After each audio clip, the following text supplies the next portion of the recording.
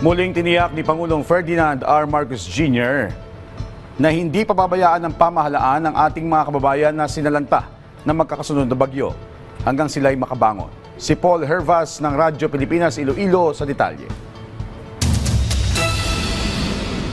Personal na kinamusta ni Pangulong Ferdinand R. Marcos Jr. ang kalagayan ng mga residente ng La Castillana dito sa Negros Occidental na napektuhan ng bagyong Tino.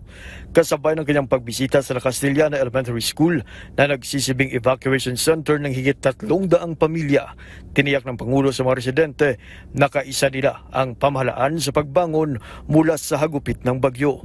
At bilang suporta sa mga pamilya na nawalan ng tirahan, sinimulaan ng Department of Social Welfare and Development o DSWD ang pamahagi ng emergency cash transfer.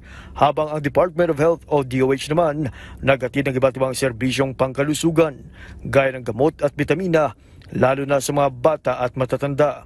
Si Ate Nerissa, walang patid ang pasasalamat kay Pangulong Marcos matapos matanggap ang 10,000 ayuda mula sa pamahalaan. Ako po si Teresa Amor, nakatanggap po ako ng 10,000 pesos na maraming salamat sa Pangulong Ferdinand Marcos at sa DSWD, maraming salamat.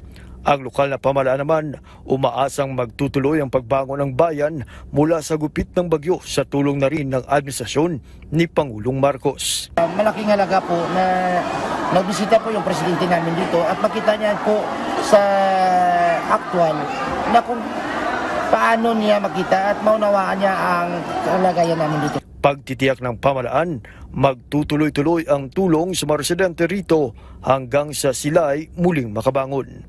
Mula rito sa La Castillana sa Negros Occidental, para sa Integrated State Media, JP Hervas ng Radyo Pilipinas, Radyo Publiko.